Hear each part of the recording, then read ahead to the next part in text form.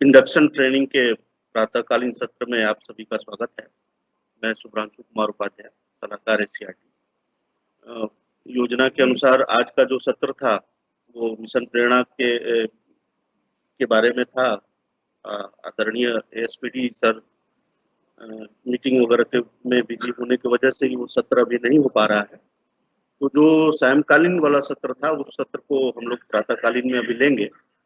तो इसके बारे में क्या-क्या कार्यक्रम अभी संचालित किए जा रहे हैं परियोजना के द्वारा, उस कार्यक्रमों के बारे में हम आपसे चर्चा करेंगे।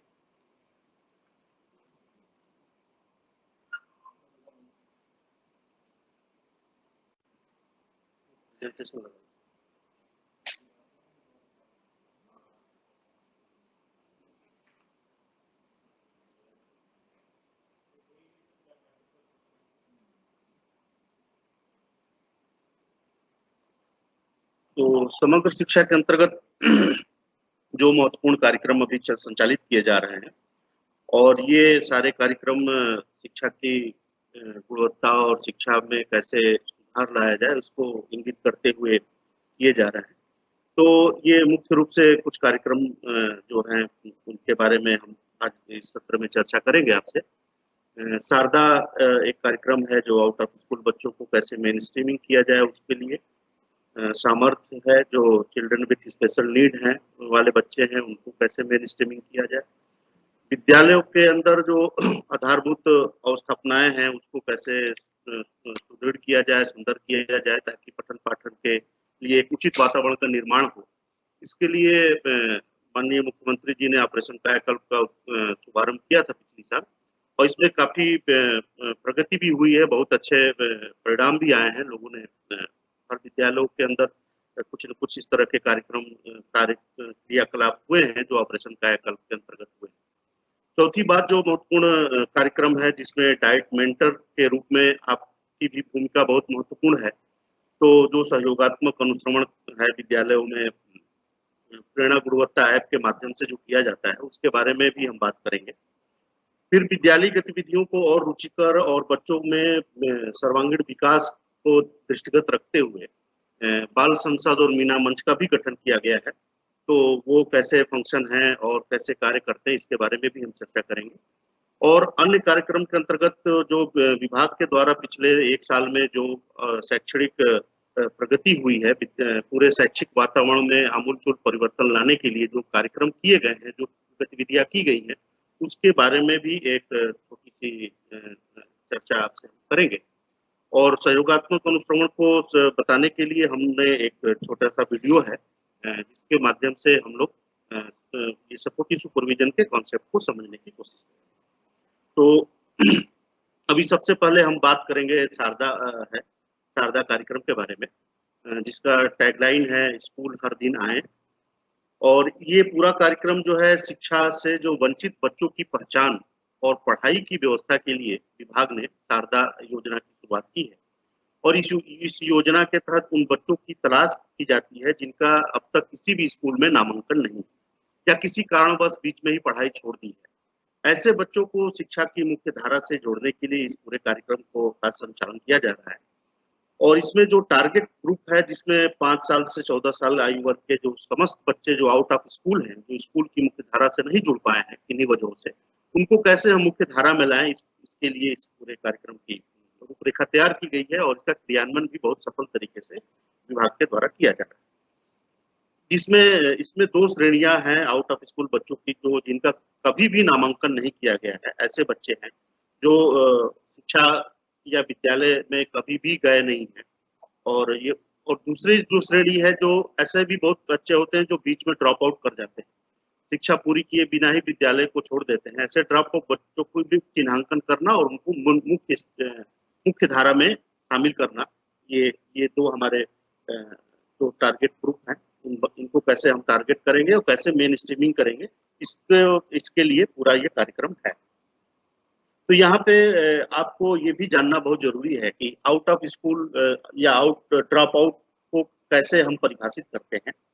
तो उसके लिए एक परिभाषा डेवलप की गई है, जो ये है कि 5 साल से और 14 वर्ष की आयु तक का कोई भी बालक या बालिका बिना विद्यालय का माना जाएगा यदि वह किसी प्रारंभिक विद्यालय में कभी नामांकित न किया गया या की गई, अथवा यदि नामांकन के पश्चात अनुपस्थित होने के कारणों की पूर्व सूचना के बिना विद्यालय से निरंतर 45 दिन या उससे अधिक अवधि में अनुपस्थित रहा है रही है, तो ऐसे बच्चों को हम ड्रॉप आउट की श्रेणी में मानते हैं। तो जो बच्चा अगर 45 दिन without any information head teacher के या विद्यालय के संज्ञान में आए, अगर वो विद्यालय से अनुपस्थित रह रहा है, इसका मतलब है कि वो ड्रॉप आउट हो गया है। तो उसको कैसे मुख्य धारा में हम लाएंगे, कैसे फिर पुनः विद्यालय में उसका नामांकन करेंगे, कैसे उसको विद्यालय में से जोड़ेंगे, इन सब बातों को समझना जरूरी है। तो ये कुछ असेसमेंट के प्रोसेस हैं जो एक टाइम बाउंड प्रोसेस किए गए थे कि कैसे हम फर्स्ट स्टेप में हम क्या कर लेंगे, सेकेंड स्टेप में क्या करेंगे। इस पूरे कार्यक्रम की जो मेन स्ट्रीमिंग करने के लिए कुछ स्टेजेस दिए गए थे और इसके आधार पर ये कार्यक्रम चल रहा है। इसमें बीटीसी और डीएलएड के जो प्रशिक्षुक हैं, उनके सहयोग से भी इस कार्यक्रम को क्रियान्वित करना है।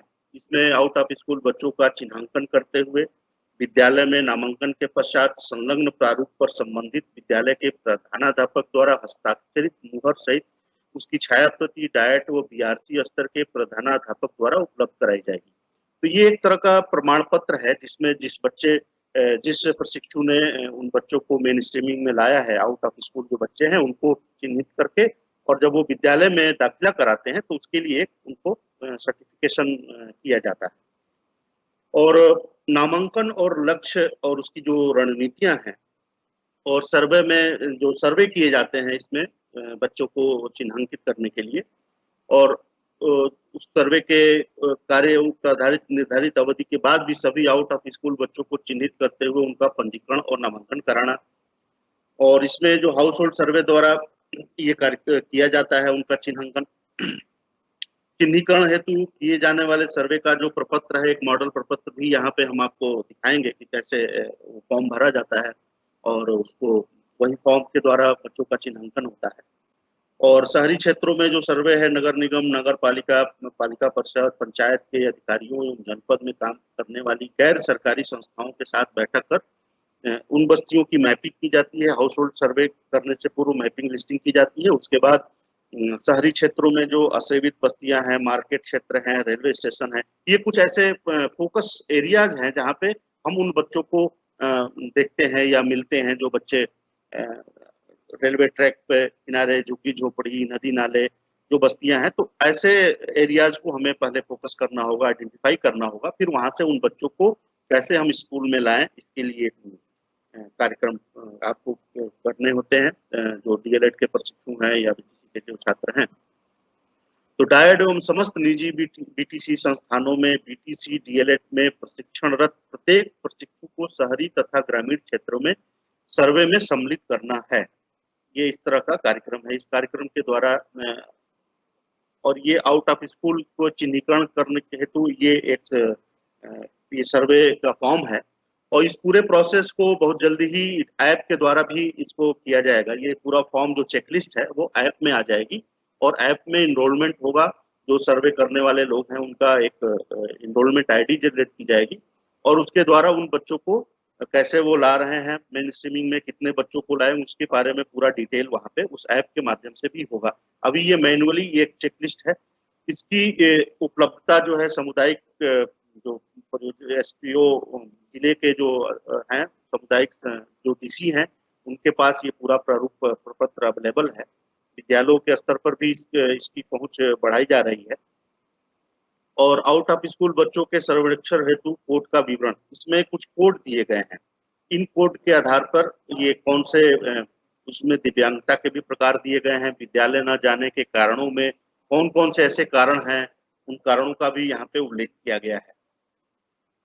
तो नामांकन एवं लक्ष्य एवं रणनीति जो है, जैसे उसमें बहुत सारे ऐसे एरियाज हैं जो गांव देहात में आप देखते होंगे कि जो कंस्ट्रक्शन की साइट्स हैं, ईंट भट्टे हैं, खदानों में काम करने वाले, जो सीजनल माइग्रेशन से प्रभावित परिवारों के बच्चे जो हैं, बच्चों का जो सर्वे है पंचायती राज विभाग, समाज कल्याण व श्रम विभाग के सहयोग से किया जाता है। उसका भी प्रारूप यहाँ पे हम आपको दिखाएंगे कि वो संलग्न के रूप में कौन सा प्रारूप प्रधानाध्यापक, एसएमसी अध्यक्ष एवं ग्राम प्रधान द्वारा बच्चों को माइग्रेशन सर्टिफिकेट प्रमाण पत्र के आधार पर संबंधित कक्षा में नामांकित कर नियमित शिक्षा में उनको जोड़ा जाए, इस तरह के प्रयास किए जाते हैं।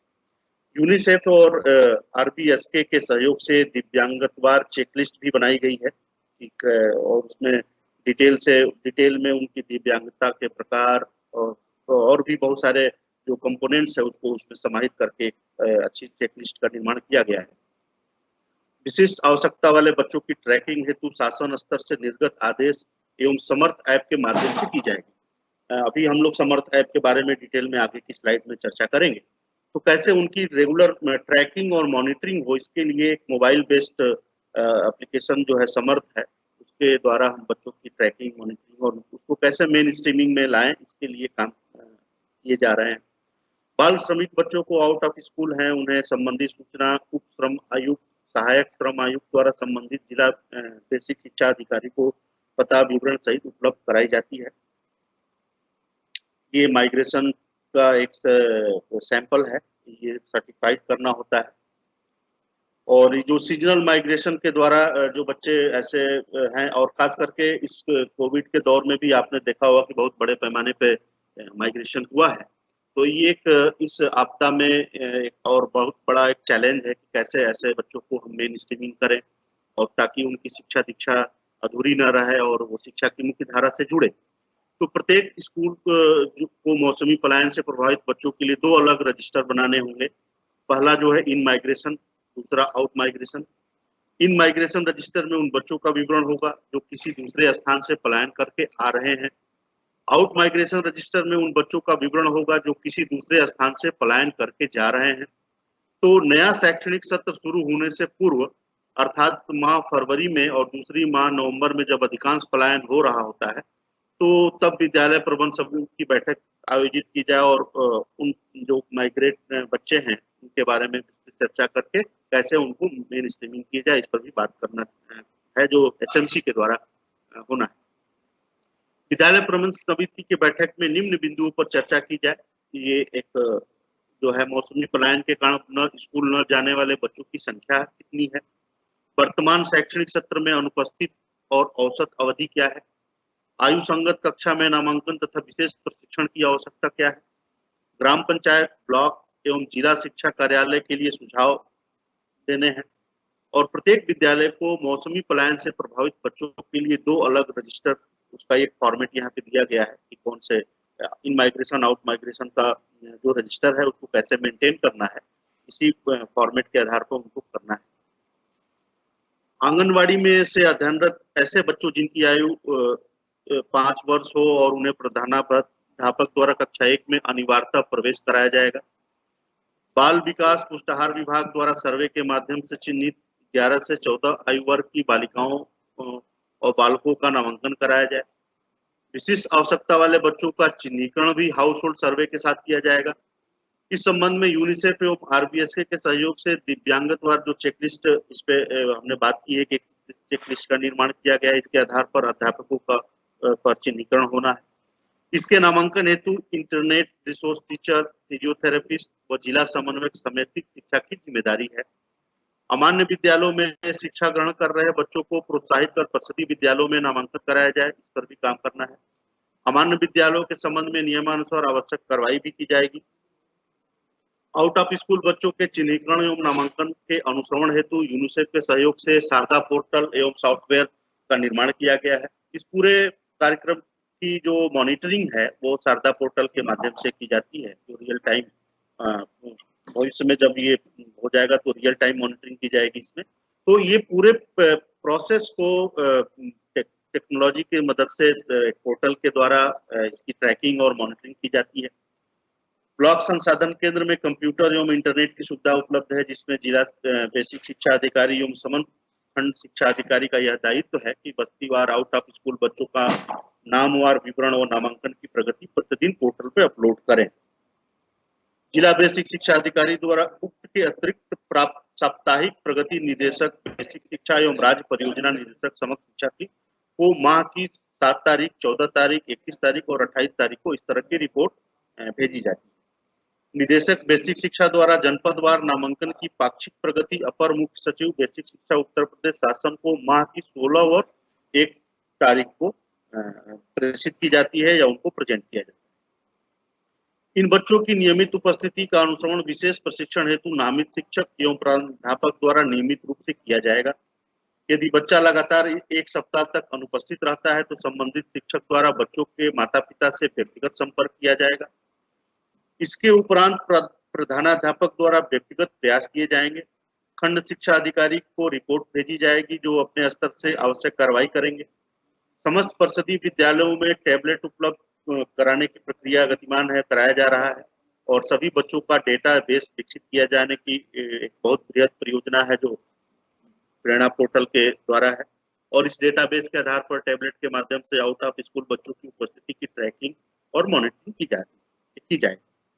विद्यालय प्रबंध समिति की मासिक बैठक में विशेष प्रशिक्षण प्राप्त कर रहे बच्चों की उपस्थिति पर विचार विमर्श विशेष रूप से किया जाए और अनियमित रूप से उपस्थित रहने वाले बच्चों को नियमित रूप से विद्यालय भेजने हेतु विद्यालय प्रबंध समिति का सहयोग भी अपेक्षित है इसमें और उनको सहयोग लिया जाए। इस संबंध में विद्यालय प्रबंध समिति की बैठक की कार्रवाई तथा प्रेरणा ऐप और एसएमसी गतिविधि मॉड्यूल पर सूचना भी अपलोड करानी है। विद्यालय में नियमित रूप से उपस्थित हो रहे बच्चों को अध्यापक प्रधानाध्यापक द्वारा प्रोत्साहित किया जाए। प्रधानाध्यापक अध्यापकों द्वारा इन बच्चों को विद्यालय में पुस्तकालय एवं खेलकूद उपकरण सामग्री की व्यवस्था तथा इस हेतु एक अध्यापक को प्रभारी नामित किया जाए। छात्र छात्राओं की नियमित उपस्थिति सुनिश्चित करने हेतु विद्यालयों में अभिभावकों और अध्यापकों की बैठक में इन बिंदुओं पर भी चर्चा आवश्यक है और इस संबंध में विद्यालय प्रबंध समिति की बैठक की कार्रवाई तथा प्रेरणा ऐप के एसएमसी गतिविधि मॉड्यूल पर सूचना अपलोड होनी है। विद्यालय में नियमित रूप से उपस्थित हो रहे बच्चों को अध्यापक प्रधानाध्यापक द्वारा प्रोत्साहित किया जाए और वर्ष 2018 और 19 में कक्षा 5 व अन्य नामित बच्चों को कितने बच्चे वर्ष 19-20 में नामांकित नहीं हुए ऐसे ड्रॉप आउट बच्चों को विशेष रूप से फोकस किया जाए। तो ये एक टारगेट है कि कक्षा 5 व अन्य में नामांकित बच्चों में से कितने बच्चे जो हैं अभी नहीं आए अगले सत्र में उनको फोकस करके उनको कैसे मेन स्ट्रीमिंग में लाया जाए इसके लिए कार्य करना है। आउट ऑफ स्कूल बच्चों को चिन्हांकन हेतु बीटीसी डीएलएड प्रशिक्षुओं द्वारा जो संलग्नक हमने जो पत्र दिखाया उसको भर करके प्रधानाध्यापक को उपलब्ध कराना है। ये इस पूरे कार्यक्रम का एक फ्लो चार्ट है, कैसे ये पूरा कार्यक्रम ऑपरेशनल होता है, इस पूरे कार्यक्रम को कैसे हम ऑपरेशन करेंगे, कैसे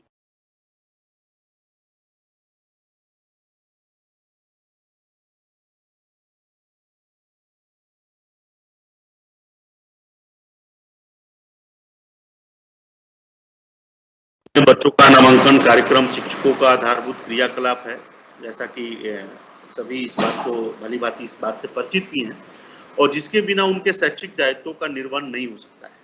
तो कार्यक्रम के अंतर्गत बच्चों के चिन्हीकरण एवं पंजीकरण हेतु नियमित समय इंगित नहीं किया गया है, कोई नियत समय इंगित नहीं किया गया है। शिक्षक स्वेच्छा से बच्चों के चिन्हीकरण एवं पंजीकरण का कार्य किसी भी दिन तथा किसी भी समय कर सकते हैं। वस्तुतः यह कार्य शैक्षिक सत्र के पूर्व तैयारी किए जाने से संबंधित है, अतः शिक्षकों द्वारा इसे अतिरिक्त ड्यूटी नहीं माना जाएगा। अब हम बात करेंगे जो मोबाइल एप्लीकेशन के माध्यम से दिव्यांग बच्चों को मेन स्ट्रीमिंग करने के लिए जो समर्थ ऐप का निर्माण किया गया है, इसके माध्यम से दिव्यांग बच्चों को मुख्य धारा से जोड़ने की यह एक महत्वाकांक्षी योजना है और इस पूरे योजना का जो मकसद है वो ये है कि इन बच्चों के अंदर की शिक्षा को बेहतर करने के साथ साथ दूसरे बच्चों में दिव्यांगों के लिए एक सम्मान का भाव पैदा करना इस पूरे कार्यक्रम का मुख्य रूप से उद्देश्य है। और अगर हम बात करें ये जो एक फैक्ट्स एंड फिगर है जो दिव्यांगता को लेकर के है, इस पूरे प्रकरण को प्रोफेसर रजनी सर ने बहुत डिटेल में आपको जब इंक्लूसिव की क्लास उन्होंने लिया था चिल्ड्रन विद स्पेशल नीड वाली, उसमें बहुत डिटेल में इन सब बातों का उल्लेख वहां पे किया गया है। मैं यहाँ पे बस आपको थोड़े से कुछ फैक्ट्स के साथ अवगत कराना चाहूंगा कि अगर हम पूरे कंट्री के लेवल पे बात करें तो लगभग 2.21% जो पर्सन है वो उनके अंदर डिसेबिलिटी है, चाहे वो डिसेबिलिटी की जो भी प्रकार। अगर प्रदेश के लेवल पे बात करें तो अराउंड 1.68% चिल्ड्रन जो हैं, जो 5 से 14 साल के एज ग्रुप के हैं, वो डिसेबल्ड हैं उत्तर प्रदेश में। तो जो ये पूरा कार्यक्रम है समर्थ, ये इसका जो पूरा उद्देश्य जो ये है कि एम्पावरिंग ऑफ दिव्यांग चिल्ड्रन, कैसे उन बच्चों को एम्पावर किया जाए, कैसे उनकी मेन स्ट्रीमिंग की जाए, कैसे ऐसे बच्चों को पहचान करके उनको शिक्षा की मुख्य धारा से जोड़ा जाए, विद्यालय से जोड़ा जाए। तो इनको ट्रैकिंग जो है, आउट ऑफ स्कूल बच्चों की ट्रैकिंग हो, assessment and evaluation of academic therapeutic performance of main streaming children with special need, online monitoring and tracking of academic work doing by special educator. तो इस पूरे कार्यक्रम में जो भी कंपोनेंट्स हैं उसकी ट्रैकिंग मॉनिटरिंग के लिए इस पूरे कार्यक्रम को संचालित किया जा रहा है। इसमें स्टाइपेंड फॉर एलिजिबल गर्ल्स जो चिल्ड्रन विद स्पेशल नीड हैं, उनको स्टाइपेंड भी दी जा रही है। Home based schooling of severe to profound children with special need, online monitoring of children with special need academic and therapeutic performance with the help of individual education plan of hearing impaired, visually impaired children with intellectual disability। इस तरह के बच्चों को कैसे हम main streaming करें, इसके लिए पूरा एक कार्यक्रम है। और ये जो इस पूरे कार्यक्रम का जो फ्रेमवर्क है वो ये है कि the state has issued a detail framework. 22 जनवरी 2020 को एक educational rehabilitation to all children with special need को ध्यान में रखते हुए एक कंप्लीट फ्रेमवर्क का निर्माण जनवरी में किया गया था। और इसके compilation of RT act 2009, sustainable development goal SDG 4 और right of person with disability act 2016 को कैसे इनकॉर्पोरेट किया जाए, इस पूरे फ्रेमवर्क में इन एक्ट्स को जो अभी रिसेंटली 2016 में अमेंड हुआ है उसको भी इस पूरे फ्रेमवर्क में समाहित किया गया है। तो इसका जो मेन काम है वो स्क्रीनिंग है, आइडेंटिफिकेशन ऑफ और सर्टिफाइड करना है children with special need. Online tracking of out of school बच्चे जो है शारदा के माध्यम से उनकी ट्रैकिंग करना है, उनको कैसे मेन स्ट्रीमिंग करना है। चिल्ड्रन विद स्पेशल नीड की ट्रैकिंग जो है समर्थ के माध्यम से होगी, मोबाइल बेस्ड एप्लीकेशन है। कन्वर्जेंस विथ राष्ट्रीय बाल स्वास्थ्य कार्यक्रम जो है उसके द्वारा उससे कैसे इस पूरे कार्यक्रम को हम कन्वर्ज करें। Aids applications distribution with the help of ALIMCO and other government CSR partners के साथ ये कार्यक्रम उनकी सहायता और उनकी मदद लेकर के ये संचालित किया जा रहा है। Provision of escort allowance to severe profound children with special need and stipend for girls children with special need। इसमें development and suitable examination system, evaluation system को भी कैसे स्ट्रेंथन किया जाए, बच्चों की रिक्वायरमेंट के आधार पर, बच्चों की नीड के आधार पर कैसे इस पूरे इवैल्यूएशन प्रोसेस को स्ट्रेंथन किया जाए, इस पर भी काम हो रहा है। इस पूरे फ्रेमवर्क में इस बात को भी उल्लेखित किया गया है। और capacity building of regular teacher on braille reading, writing, sign language, support to intellectual challenge children। तो इस तरह के जो उनके जो डिफरेंट एड्स हैं उनको कैसे टीचर को समझ विकसित हो, इसके लिए भी बहुत सारे उन टीचरों की कैपेसिटी बिल्डिंग का कार्यक्रम हो रहा है। Development of individualised education plan by special educators and teaching training to children with special need, Braille test book to blind children and enlarged print test book to children with low vision and other learning material। तो ये जितने भी एक आवश्यकता है उन बच्चों को कैसे हम उन बच्चों की मदद करें, उन बच्चों को कैसे मेन स्ट्रीमिंग करें, इसके लिए एक बृहद फ्रेमवर्क का निर्माण किया गया है। और in light of RT 2009, RPWD act and SDG 4 का जो गोल है उसको ध्यान में रखते। अब जो तीसरा महत्वपूर्ण कार्यक्रम है और महत्वाकांक्षी कार्यक्रम है जो ऑपरेशन विद्यालय कायाकल्प है, तो इसमें भौतिक अवस्थापनाओं की पूर्ति कैसे हो, इसको कैसे विद्यालय का जो वातावरण है स्वच्छ हो, सुंदर हो और पठन पाठन योग्य हो, इसके लिए ऑपरेशन कायाकल्प का शुभारंभ पिछले साल हुआ है। इसमें मुख्य रूप से जो यूटिलाइजेशन ऑफ पंचायती फंड, जो पंचायती राज डिपार्टमेंट का जो फंड है उसको यूटिलाइज करते हुए इस तरह के निर्माण कार्य किए जा रहे हैं। और डिस्ट्रिक्ट मिनरल फंड, जो utilisation of district mineral fund for operation Kayakalp, इसके लिए जो जियो है 30 जनवरी 2020 का जियो है। पंचायती राज फंड को कैसे यूटिलाइज करना है विद्यालयों में कायाकल्प के लिए, इसके लिए 30 अक्टूबर 2019 को एक शासनादेश जारी किया गया था। Utilization of regular area fund and urban local bodies fund for operation Kayakalp, providing employment to reverse migrate labour under Kayakalp through जियो, 29 अप्रैल 2020 को एक शासनादेश गया है। इसमें डिटेल सारी बातें उसमें डिटेल से उद्धृत की गई हैं। और technical manual and practical information for implementation of कायाकल्प प्रिपेयर्ड एंड इशू, इस तरह का एक टेक्निकल मैनुअल भी यूनिसेफ के सहयोग से विकसित किया गया है, जिसमें डिजाइन क्या होना चाहिए, रैंप हो तो उसकी एंगल कितना होना चाहिए, पूरा एक साइंटिफिक तरीके से पूरे डिजाइन को तैयार किया गया है और एक टेक्निकल मैनुअल बनाया गया है, और ये विद्यालयों में इसकी पहुंच भी है। और technical training of gram Pradhan, gram panchayat secretary, teachers and operation कायाकल्प, इस पूरे कार्यक्रम को कैसे सुचारू रूप से संचालित हो, इसके लिए समय समय पर इन स्टेक होल्डर्स की कैपेसिटी बिल्डिंग भी की जाती है। और अब ये जो एक आप स्लाइड में आप देख रहे होंगे कि इस पूरे कार्यक्रम को, या उत्तर प्रदेश में जो प्रेरक प्रदेश है, प्रेरक ब्लॉक बने, कैसे प्रेरक जिला बने, और उसको कुछ इंडिकेटर्स पे रेटिंग करने की एक प्रोसेस को डेवलप किया गया है, जिसमें स्टार दिए जाते हैं, 1 star, single star, double star, 5 star, maximum 5 star की रेटिंग है। तो इस मैट्रिक्स में दो कंपोनेंट कवर किए जाएंगे। जो लर्निंग आउटकम्स एक मेजर है, जो एकेडमिक है, और दूसरा जो है कायाकल्प। तो जो लर्निंग आउटकम का कंपोनेंट है, उसमें percentage of student in grade 1 A plus, A and B as per state assessment. आप सब जानते हैं कि जो स्टेट असेसमेंट टेस्ट पूर्व में 2 असेसमेंट हुए हैं, तो बेस्ड ऑन दैट रिजल्ट जो जो भी फाइंडिंग आई है कि उसमें ए प्लस में कितने बच्चे हैं, ए में हैं, बी में हैं, और उसका एक कंपोजिट स्कोर क्रिएट किया जाएगा इन दोनों कंपोनेंट्स को मिलाते हुए। और कंपोजिट स्कोर जो कायाकल्प के अभी फिलहाल 14 पैरामीटर्स लिए गए हैं, अभी 4 और बढ़ा करके 18 किए गए हैं इसको। तो इन दोनों पैरामीटर्स की जो इंडेक्स है, जो रेटिंग है, उसको कंपोजिट स्कोर कैलकुलेट करके और ये रेटिंग तैयार की जाएगी। और डिस्ट्रिक्ट रैंकिंग भी based on that weighted score, एक इसी तरह से डिस्ट्रिक्ट की रेटिंग होगी, स्कूल की रेटिंग होगी, और इसी तरह से एक इंटरकनेक्टेड प्रोसेस है।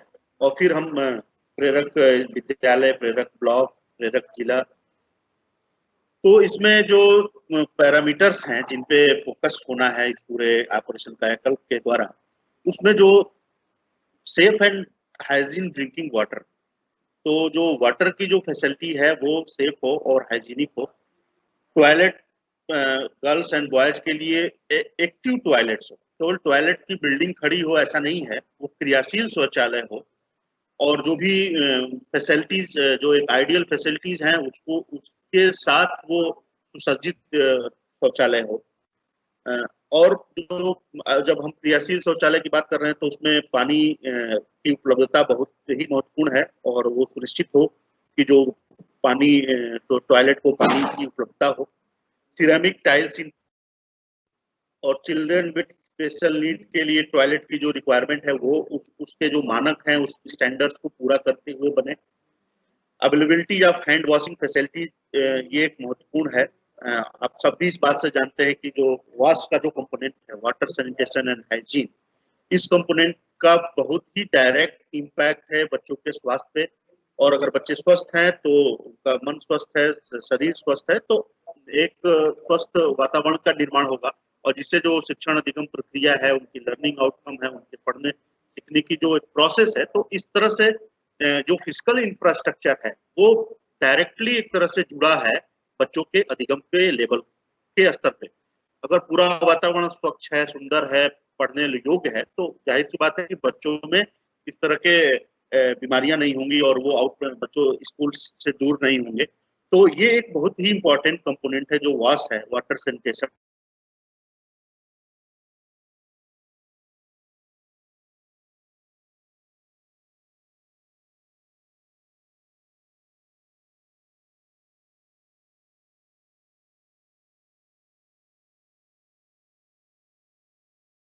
फैसिलिटीज में किचन के लिए जो भी रिक्वायर्ड फैसिलिटी है, जो हाइजीनिक हो, सेफ हो, इसको भी फोकस किया गया है।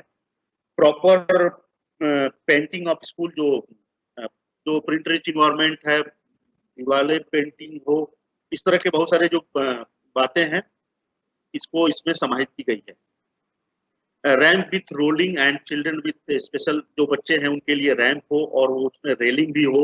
इलेक्ट्रिफिकेशन अकॉर्डिंग टू नॉर्म, जो भी नॉर्म्स निर्धारित किए गए हैं उसके अकॉर्डिंगली इलेक्ट्रिफाइड इलेक्ट्रिफिकेशन भी हो।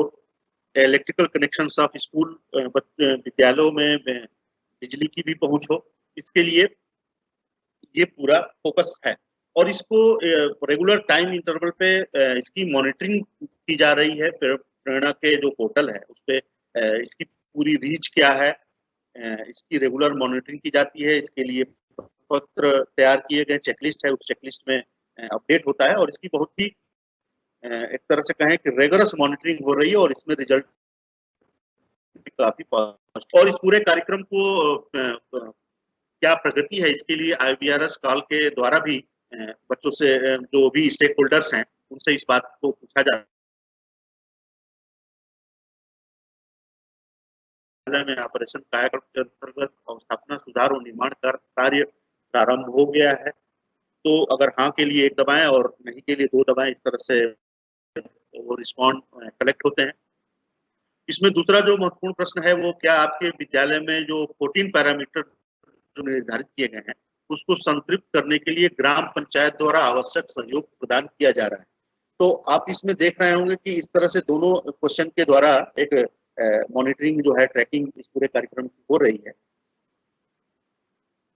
इस तरह से ये जो डेटा कैप्चर किया जाता है, इसका एक फॉर्मेट है और इसकी पूरी डिटेल एनालिसिस की जाती है, उसकी जनरेट की जाती है और फिर विभाग इसमें बीईओ और बीडीओ की जो एक महत्वपूर्ण भूमिका है, तो उनके बीच कैसे सामंजस्य हो, उनके रेगुलर इंटरवल पे उनकी मीटिंग्स कैसे होनी चाहिए, जो भी स्टेक होल्डर्स हैं उनकी कैपेसिटी बिल्डिंग हो, इसके लिए रेगुलर इंटरवल पे उनकी ट्रेनिंग दी जाती है। जो भी मैनुअल बने हैं उसको कैसे क्रियान्वित करना है उसके लिए ट्रेनिंग दी जाती है। तो ये एक अभी तक जो हमने 3 प्रमुख कार्यक्रमों के बारे में बात किया। अभी जिस पे हम चर्चा करने वाले हैं वो बाल संसद और मीना मंच। तो ये बाल संसद का जो कॉन्सेप्ट स्कूलों के अंदर जो लाया गया, वो उसका जो उद्देश्य ये था कि बच्चों के अंदर कैसे डेमोक्रेटिक वैल्यू का विकास हो, नागरिक जीवन में जो मूल्य हैं उनको कैसे वो शुरुआती दौर से ही उसकी सीख हो, कैसे उसको उसकी पहचान बने, तो और सहयोग हो, कम्युनिटी का इन्वॉल्वमेंट हो, स्कूल के डेवलपमेंट प्रोसेस में बच्चों की भागीदारी हो। तो एक तरह से ये होलिस्टिक डेवलपमेंट के कॉन्सेप्ट को लेते हुए बाल संसद का निर्माण किया गया है। तो इसमें जो डाइट के मेंटर्स हैं जो विद्यालयों में भ्रमण करते हैं, तो उनकी इस पूरे कार्यक्रम में एक महत्वपूर्ण भूमिका है। अभी तक जितने भी कार्यक्रम की चर्चा हमने किया, तो आप एक लेंस के रूप में, आई ओपनर के रूप में आप इन सब कार्यक्रमों के बारे में भी आपकी एक समझ हो, एक पहचान, इनको आप समझे, इनको जाने, इसके लिए इन सब कार्यक्रमों की रूपरेखा इस पूरे ट्रेनिंग में रखी गई है। और आप जहां आपकी इन्वॉल्वमेंट जहां एक्टिव है, वहां पे आपको एक्टिव रूप में उसकी भूमिका का निर्वहन करना है। तो बाल संसद, हर विद्यालय में बाल संसद का गठन हो, इसको आपको देखना है कि क्रियाशील है कि नहीं। ऐसा तो नहीं कि कागजों में ही केवल गठित हो गया है। तो इस तरह से कुछ चीजें हैं जो आपको विशेष रूप से अवलोकित करनी है, देखना है। तो बाल संसद जो है वो किन किन गतिविधियों में भाग लेता है, उसको कैसे विद्यालय की गतिविधियों से जोड़ा जाए ताकि विद्यालय का और उन बच्चों का भी सर्वांगीण विकास हो। तो इसमें कुछ कार्यक्रम दिए गए हैं जहाँ पे उन कार्यक्रमों के द्वारा बच्चों का जुड़ाव हो सके, इसके लिए है, इसमें बात की गई है। फिर उसमें मंत्रिमंडल का भी गठन होता है। उस मंत्रिमंडल के गठन में जो कंपोजिशन है वो जेंडर से, बालक बालिकाओं की समान सहभागिता होनी चाहिए, उनकी समान भूमिका होनी चाहिए, इस पर भी विशेष रूप से ध्यान देना है। और विद्यालय में बच्चों को 7 सदनों में विभाजित करना है। प्रत्येक सदन के लिए 1 सदन प्रमुख और 1 सह प्रमुख होगा, जिसमें 1 बालिका होगी। प्रमुख एवं सह प्रमुख का चयन बच्चों के द्वारा किया जाएगा और प्रत्येक सदन में हर कक्षा के बच्चे प्रतिभाग करेंगे। तो इस तरह से इस पूरे कार्यक्रम की रूपरेखा तैयार की गई है और जो मूल उद्देश्य ये है कि उन बच्चों के अंदर कैसे डेमोक्रेटिक वैल्यूज एंड एक अच्छे नागरिक के जो गुण होने चाहिए उसको प्रारंभिक स्तर से ही उनकी सीख दी जाए, उनको इस माहौल में ढाला जाए ताकि उन डेमोक्रेटिक मूल्यों की समझ हो, उनको पहचाने वो। इसके लिए बाल संसद का गठन एलिमेंट्री लेवल पे किया गया है। दूसरा जो एक महत्वपूर्ण कार्यक्रम है जो बालिकाओं और बालकों के अंदर जो है उच्च प्राथमिक विद्यालयों में मीना मंच का गठन किया गया है और आप सब इस बात से परिचित होंगे, कॉन्सेप्ट है वो यूनिसेफ स्कूल और ये एक तरह से इस काल्पनिक क्रिएचर के द्वारा एक स्ट्रॉन्ग मैसेज कैसे हम बच्चों तक पहुंचाएं, जो भी आवश्यक मैसेज हैं उनको कैसे हम उसको ले जाएं, इसके लिए मीना का गठन किया गया है और इस मंच को प्रभावी किए जाने की आवश्यकता है ताकि बालिकाओं को विभिन्न जीवन संबंधी विषयों पर चर्चा करने का मौका मिले, संबंधित कौशल के विकास हेतु एक उचित अवसर प्रदान हो। तो इसमें जो मीना मंच के गठन का जो प्रारूप है वो 11 से 18 आयु वर्ग के विद्यालय जाने वाली और न जाने वाली सभी किशोरी मंच के सदस्य हो सकती है और उच्च प्राथमिक विद्यालय में पढ़ने वाली 20 बालिकाएं संस्थापक सदस्य होंगी। इसमें 5 बालकों को भी सदस्य के रूप में लिया जाता है और इसके कार्यकारिणी में 5 बालिका सदस्य होंगी जो कि संस्थापक सदस्य में से होंगे और मीना मंच के कार्यों का प्रचार प्रसार करने हेतु बालिका मीना प्रेरक भी बनाई जाएगी और मीना मंच के मार्गदर्शन हेतु एक सुगमकर्ता की भी नियुक्ति होती है हर विद्यालय में और महिला अध्यापक की अनुपस्थिति में पड़ोसी स्कूल की महिला शिक्षिका को कार्यभार दिया जाता है। पुरुष सुगम शिक्षक को भी सुगमकर्ता बनाया जा सकता है, इस तरह का प्रावधान है।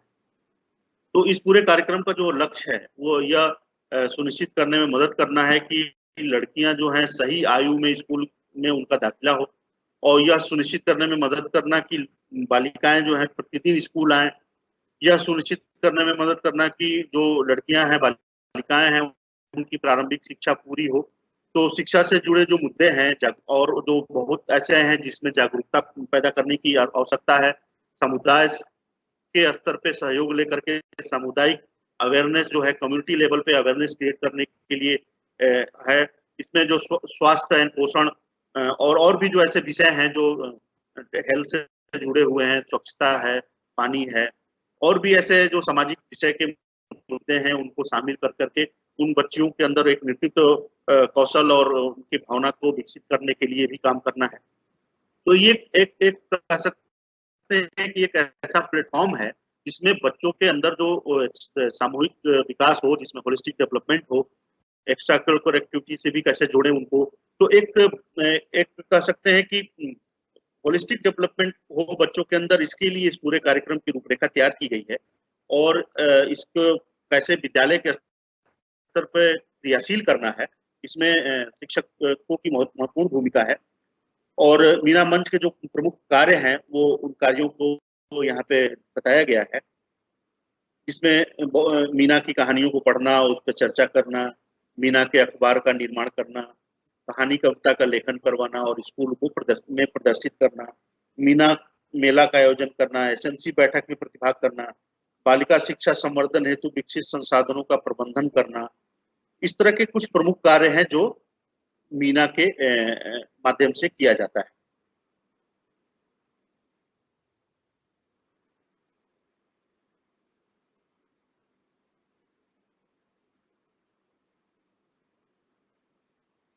और दूसरी जो एक महत्वपूर्ण जो कार्यक्रम जो सपोर्टिव सुपरविजन है, जिसमें डाइट मेंटर की महत्वपूर्ण भूमिका है, जो प्रेरणा गुणवत्ता ऐप के माध्यम से इस कार्यक्रम को किया जाता है और जो भी डाइट मेंटर होंगे उनको विशेष रूप से इस कार्यक्रम को के लिए प्रशिक्षण भी किया जाएगा। तो सपोर्टिव सुपरविजन के लिए जो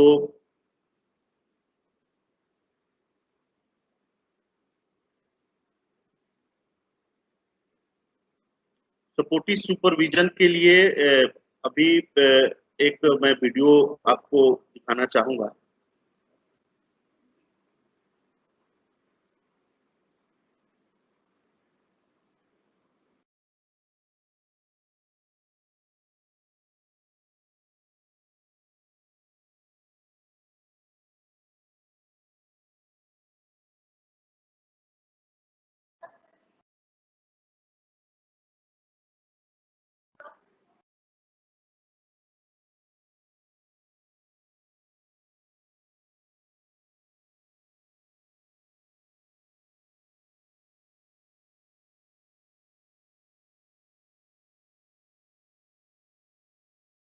ये कैसे होता है?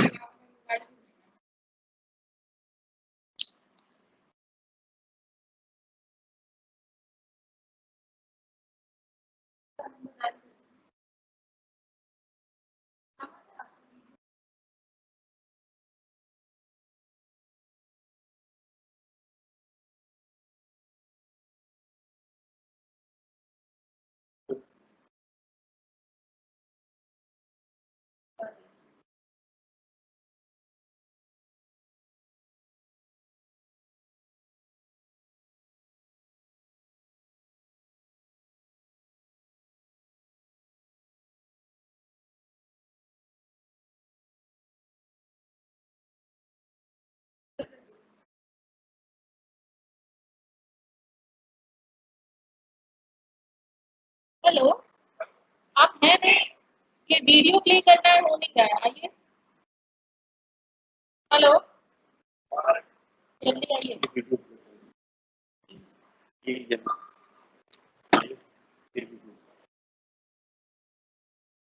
ये पीछे वाला है। दोनों सेलेक्ट कर लिए। ये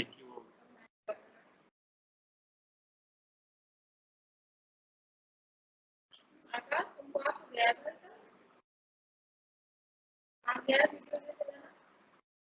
पहले आ रहा हाँ? हमको तो आता ही ना ये सिखाया था काम को नहीं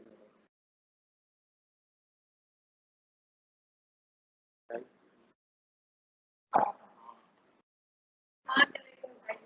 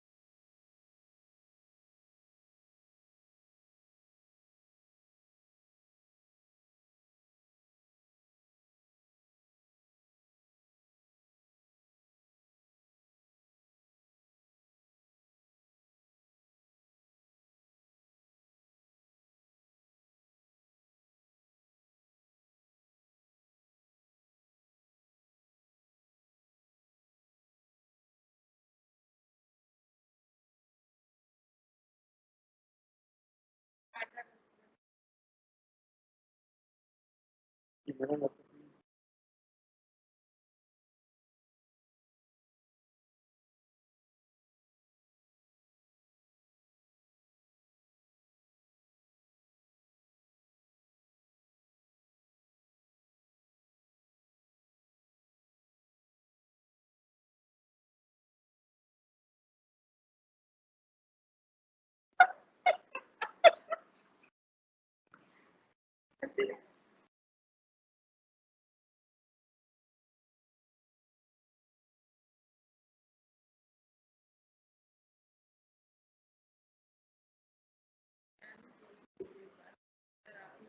मैं थोड़े कहती हूँ।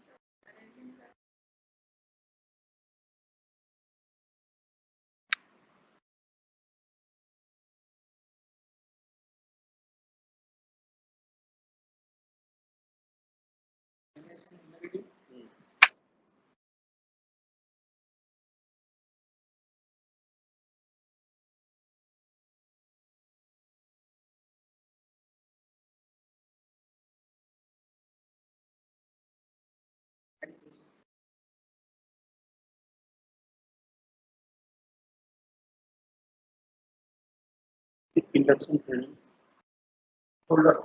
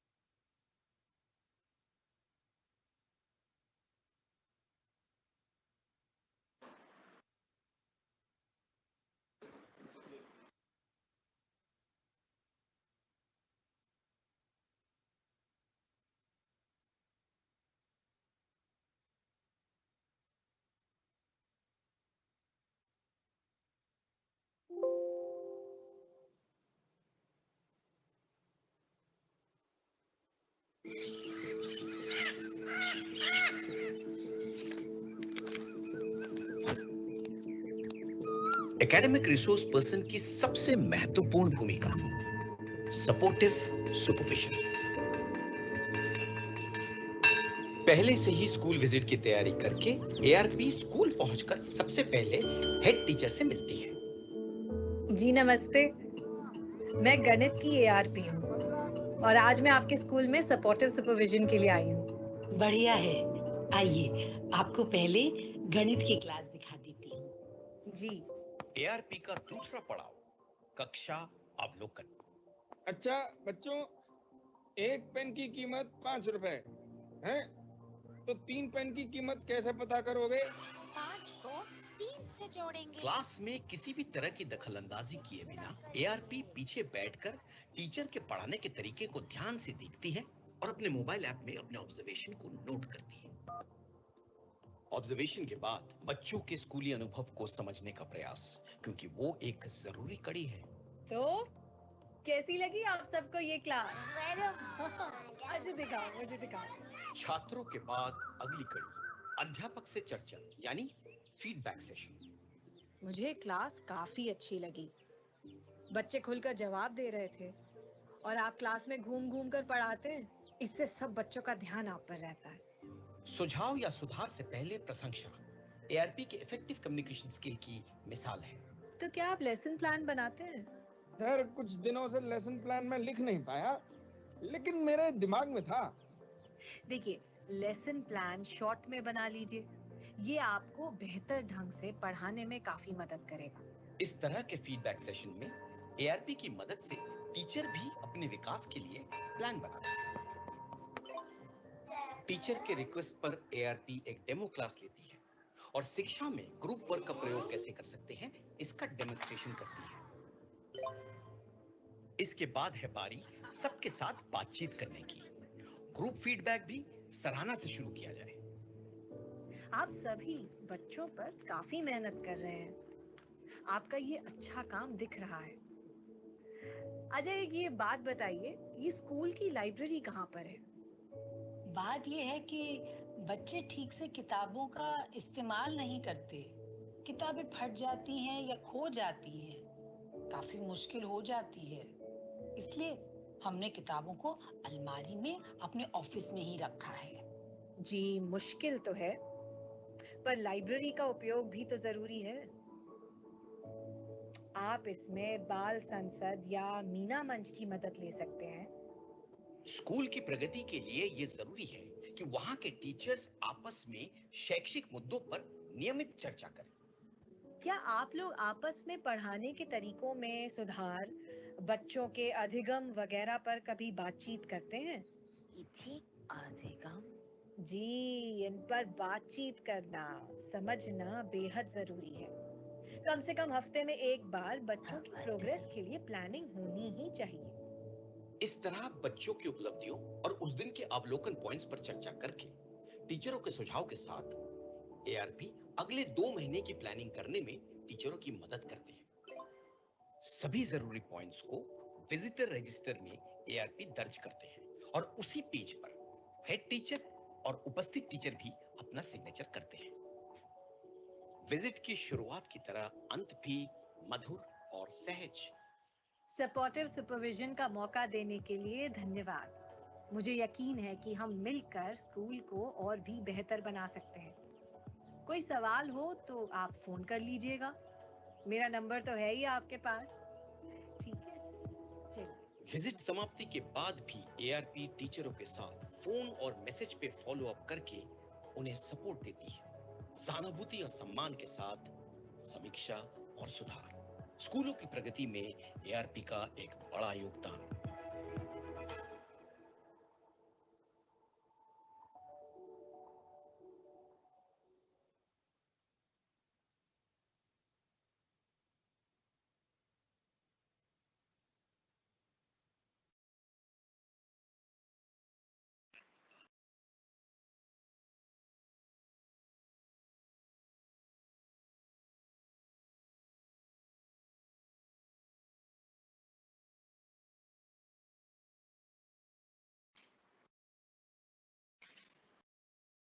इस छोटे से क्लिप के माध्यम से ने एक सपोर्टिव सुपरविजन के कॉन्सेप्ट को बताने की कोशिश की है।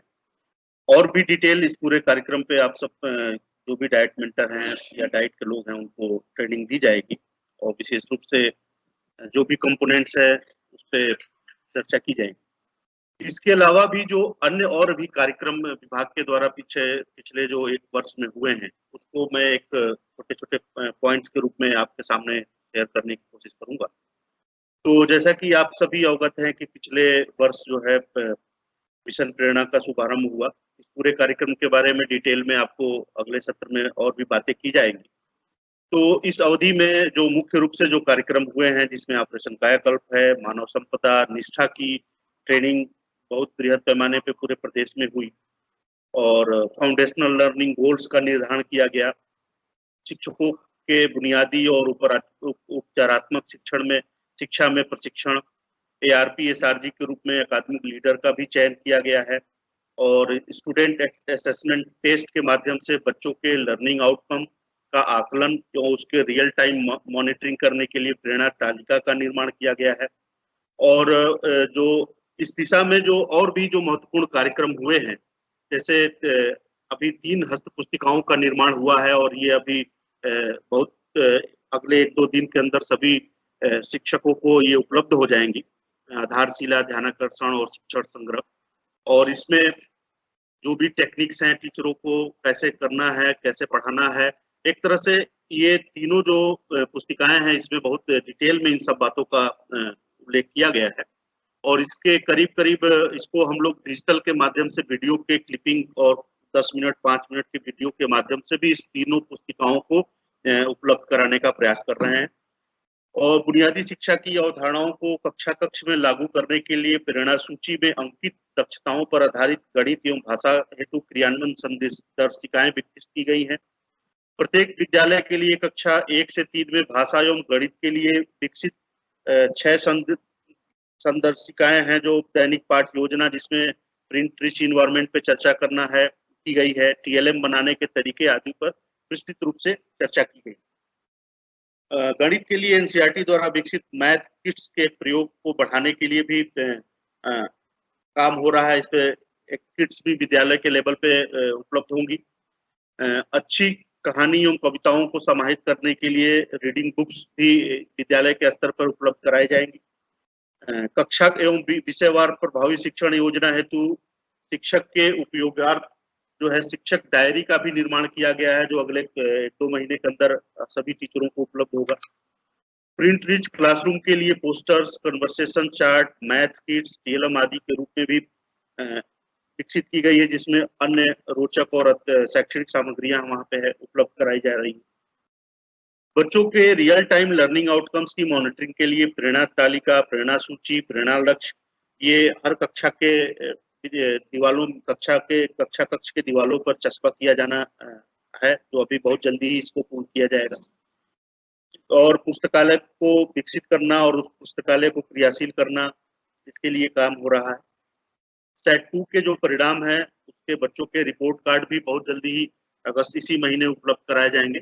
तो ये कुछ इस तरह के कार्यक्रम हुए हैं जो अनवरत चल रहे हैं जो जिनका कहीं न कहीं एक महत्वपूर्ण योगदान है बच्चों के लर्निंग आउटकम्स को बढ़ाने के लिए, शैक्षिक वातावरण को का निर्माण करने के लिए। तो इन सब जो भी कार्यक्रम है इसको अगर हम कहें कि इन आकांक्षाओं जो भी हमारी विभाग की जो आकांक्षाएं हैं उसको अगर हमें पूर्ण करना है तो इसमें एक समर्पण और ऊर्जावान शिक्षक का महत्वपूर्ण योगदान है। और ये इस पूरे प्रोग्राम को, इस पूरे योजना को, इस पूरे मिशन को अगर हमें उपलब्धि के रूप में ले जाना है तो इसमें सभी लोगों के सहयोग की अपेक्षा है और जो समर्पण की अपेक्षा है। इन्हीं बातों के साथ मैं अपने इस पूरे कार्यक्रम को जो भी आपने अभी तक बताया इसको मैं समाप्त करता हूँ। बहुत बहुत धन्यवाद।